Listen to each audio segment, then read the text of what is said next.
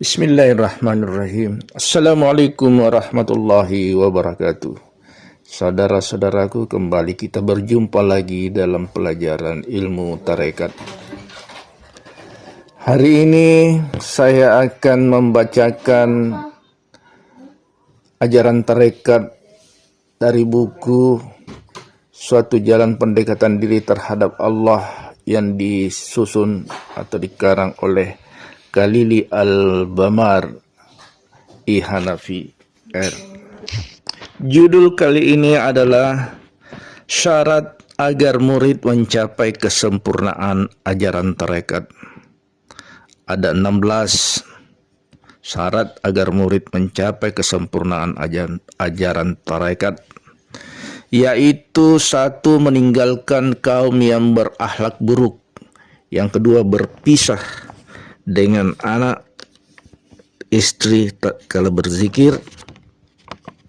Yang ketiga, menekan kemewahan dunia.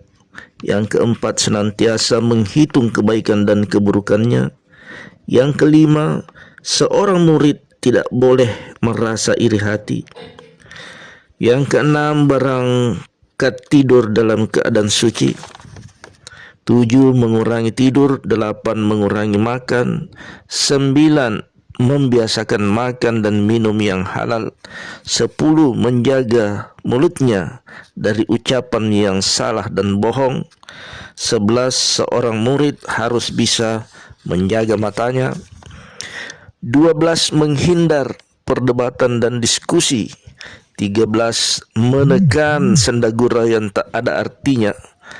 14. Menutup rahasia keistimewaan dirinya.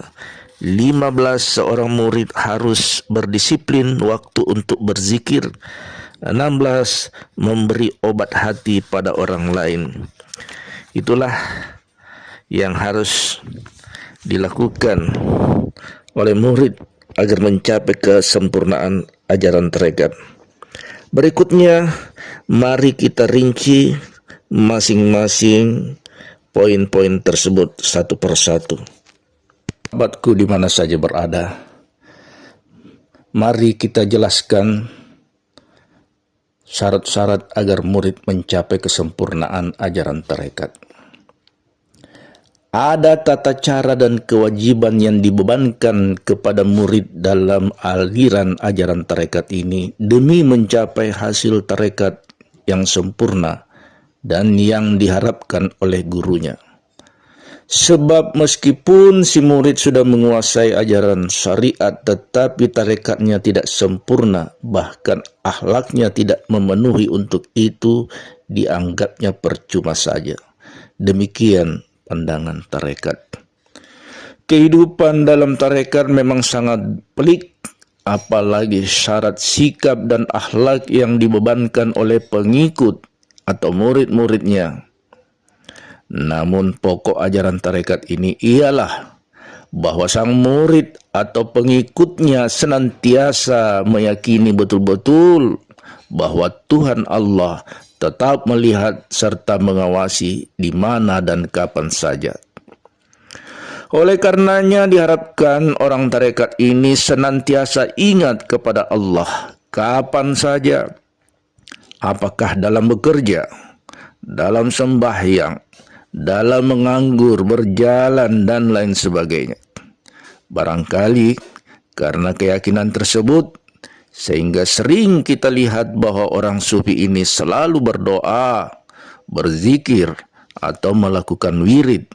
Ini merupakan ajaran pokok yang sering kita lihat atau yang mudah kita saksikan. Agar murid atau pengikut mencapai ajaran tarekat secara sempurna, maka hal-hal yang perlu diperhatikan dan merupakan kewajiban yang harus dilakukan adalah sebagai berikut. 1. Meninggalkan kaum yang berakhlak buruk. Bahwa selain hal-hal yang telah disebutkan di atas, maka kewajiban yang harus dipenuhi oleh murid ialah meninggalkan kaum yang jahat. Dengan kata lain, menghindari dan tidak mempergaulinya.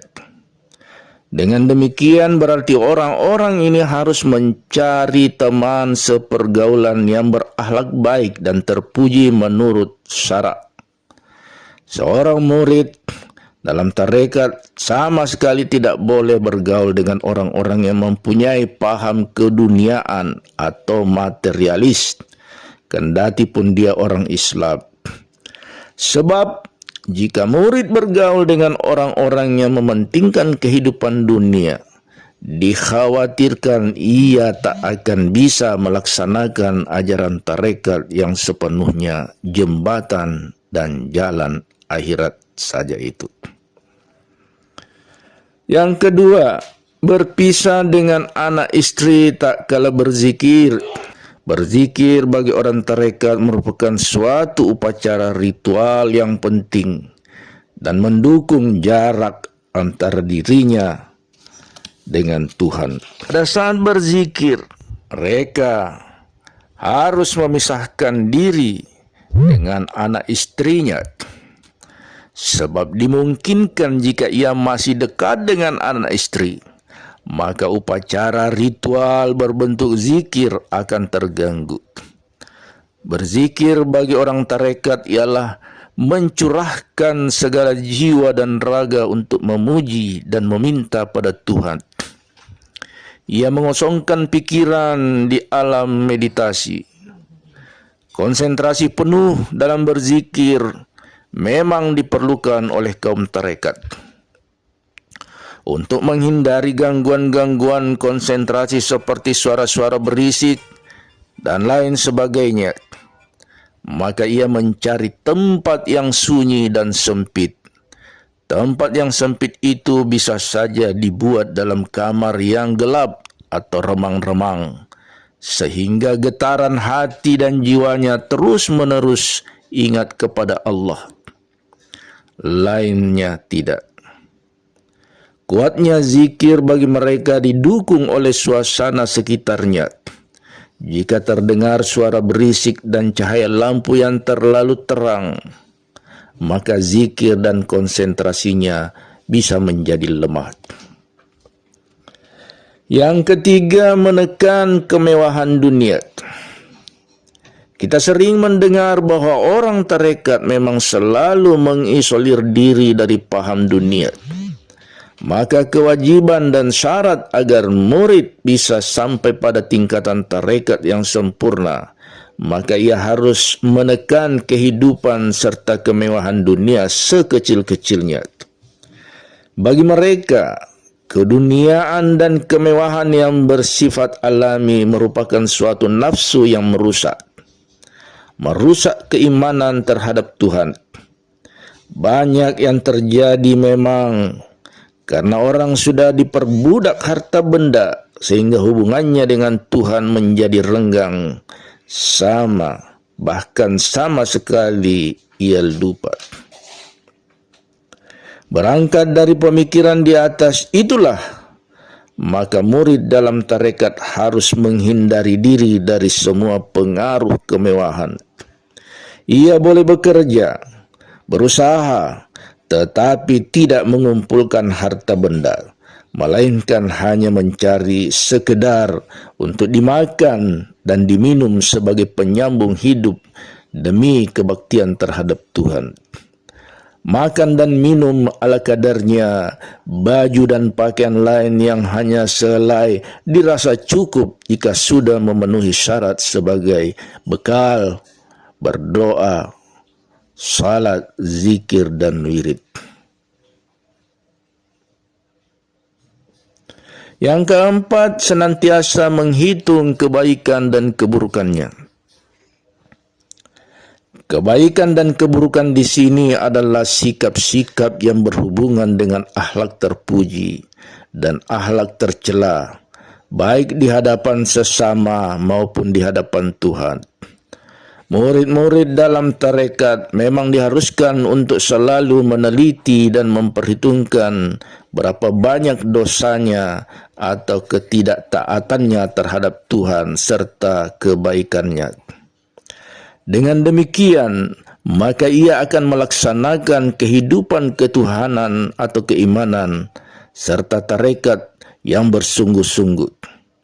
Bila mendapatkan kesukaran, senantiasa ia selalu menghibur hatinya bahwa semuanya atas kehendak Allah. Ia harus sabar dan tabah menghadapi cobaan hidup. Seorang murid tidak boleh merasa iri hati. Ini yang kelima. Dalam ajaran Islam, sikap dan akhlak iri hati merupakan suatu perbuatan atau akhlak tercela. Misalkan orang lain mendapatkan rezeki dan penghidupan yang lebih baik, orang tarekat tidak boleh merasa iri hati. Misalnya murid yang lain mendapatkan keistimewaan atau ilmu yang baru dari gurunya, maka yang lain tidak boleh iri hati. Ia harus yakin bahwa semua yang terjadi pada diri sahabatnya sesama tarekat dan yang terjadi pada dirinya sendiri merupakan kehendak Tuhan. Baiklah, 5 poin dahulu. InsyaAllah kita lanjut pada edisi berikutnya untuk menyampaikan poin-poin berikutnya sebagai murid yang baik. Sekian, Assalamualaikum.